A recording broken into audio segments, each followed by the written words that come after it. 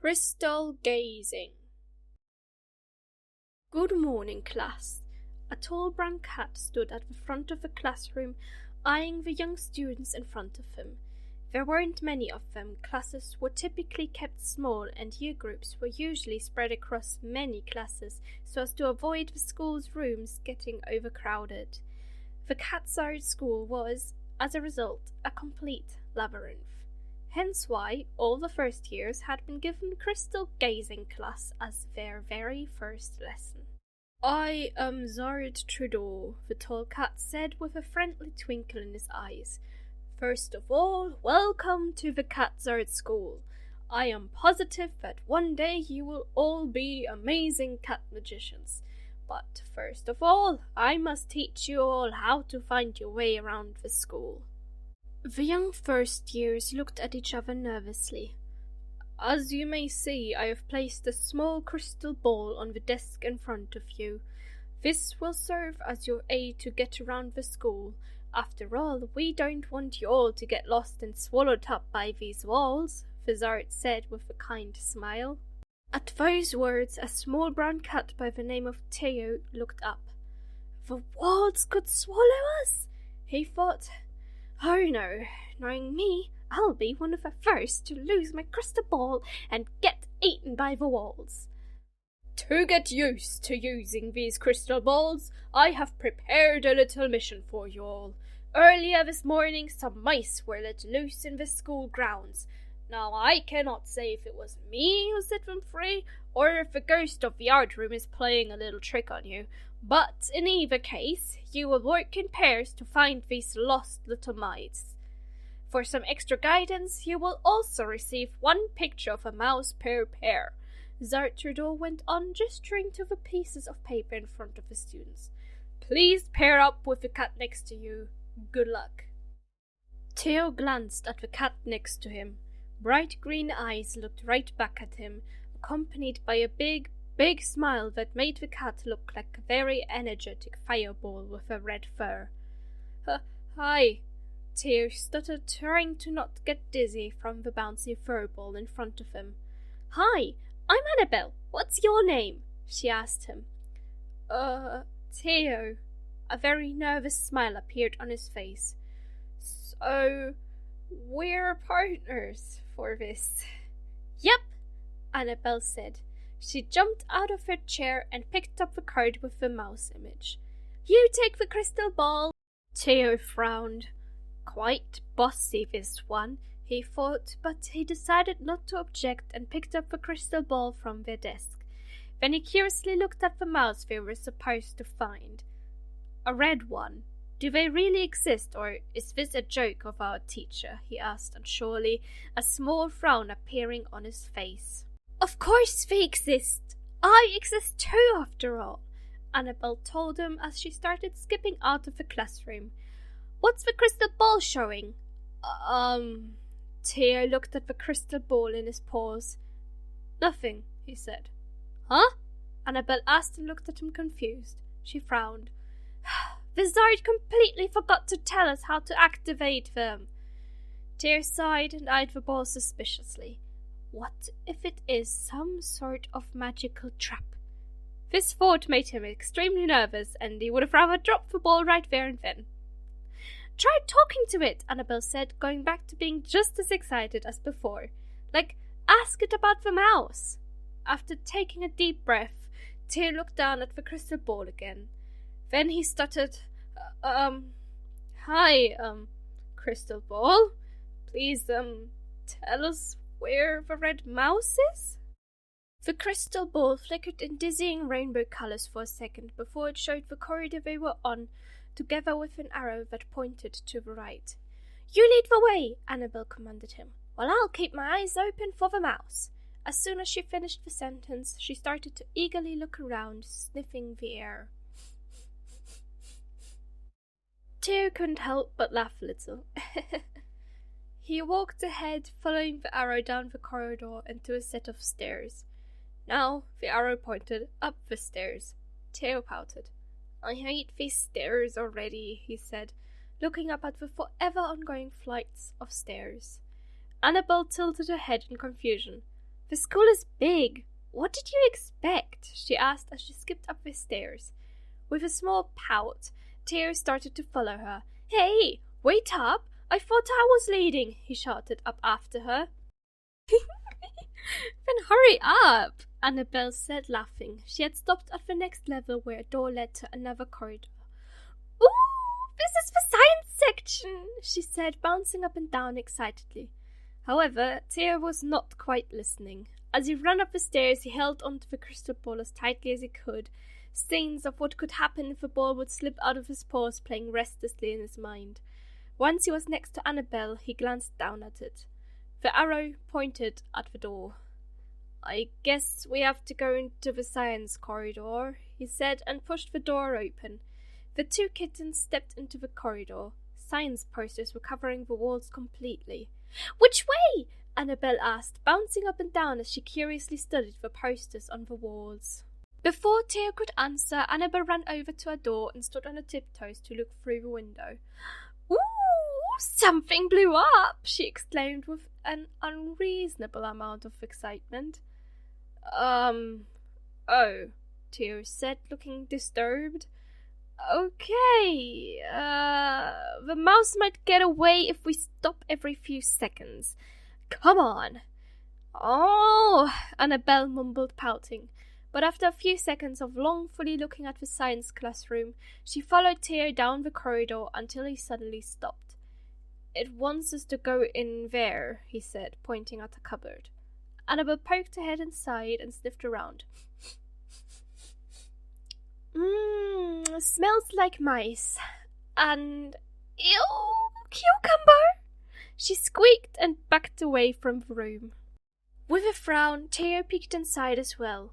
I don't see any cucumbers, he said. He put the crystal ball down by the door and slipped inside. Squinting, he got down on all fours, examining the dim room and keeping his ears perked for any sound the mouse might make. Was that squeaking in the corner? He inched closer. Yes! There was something small and red there. With the speed of lightning, he jumped at the space where it was and held the furry ball in his paws. Got it! He meowed.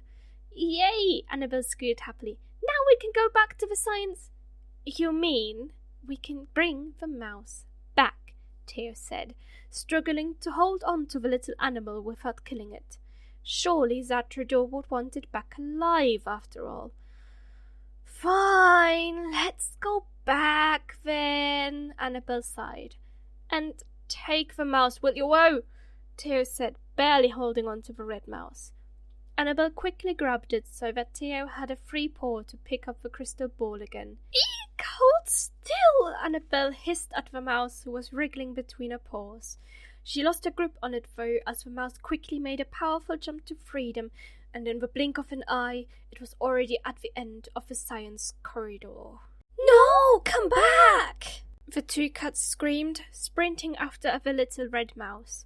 They went from the science corridor to the enchantment corridor, all the way to the other side of the school where the potion classes were. Here the mouse slipped into another storage room. The two cats halted, a little out of breath. They hadn't run this much in a while. All right, we definitely need some sort of cage to keep the mouse in it so it doesn't slip through our paws again, Annabelle whispered. Theo nodded. You take care of that. I'll make sure it doesn't go anywhere.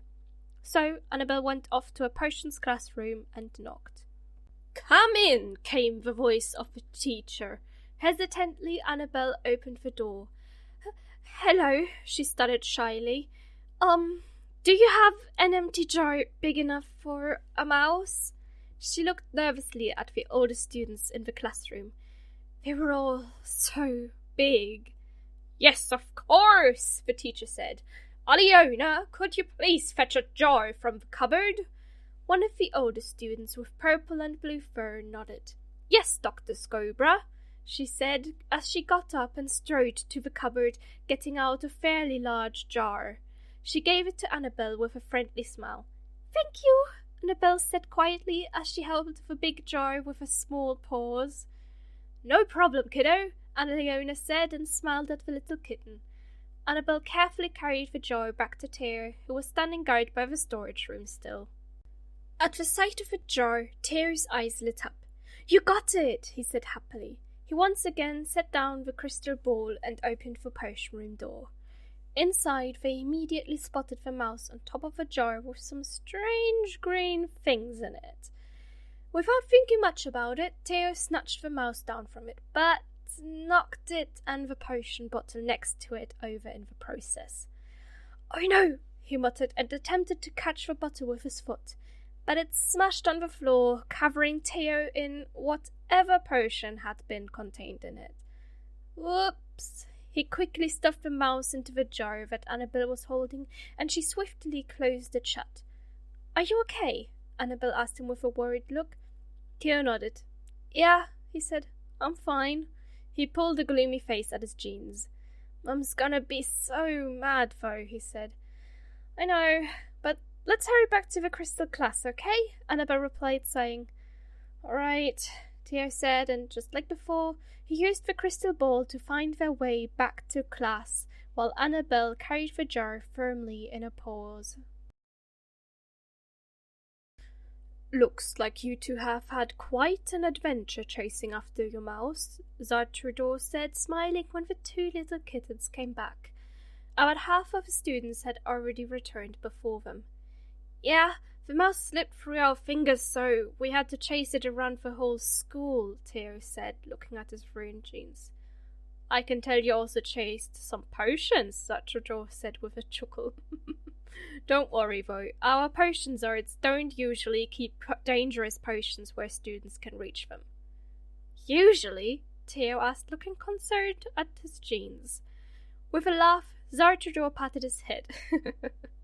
"Yes, usually. It might be a little hard to clean, but you should be fine." Theo nodded and sat back down next to Annabelle. While they waited, Zartrador played a little game with them, where they guessed who of the students that were still searching for mice would come back next. They almost always got it wrong, except for the last one, which, to be fair, was obviously easy to guess. "Now that everyone has returned, allow me to congratulate you all for doing such a great job in bringing the mice back, mostly alive," Zartrador said with a small smile. The class giggled and looked at the pair of small cats whose mouse had passed out when they caught it. "I hope you all have a wonderful rest of the day," Zartrador then said. "Class dismissed."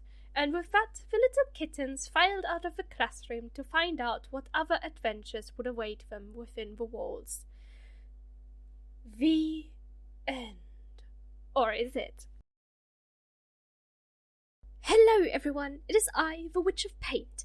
I hope you enjoyed this little video, for I will create more stories like this one. Stories where you may join Annabelle, Theo and their friends for more fun adventures in the Catzard world. If you enjoyed this video, please like, share, comment and subscribe to the channel. I really appreciate it. Thank you for watching, and now for everyone who stuck around, I have some podtastic outtakes for you. Good morning, class. Okay. Good morning, class. Good morning, class. It's a guy. He has to sound deep. Weird. So as to avoid the school's room, not school's room, getting like the school has one room only. Small crystal ball in the desk, of course, in the desk. That's where you put crystal balls, in the desk. Gosh. Of course they exist. I exist too, after all. Does that make us sound, I don't know, cocky or something? And held the furry ball in his paws. I was about to say hands, even though it says paws.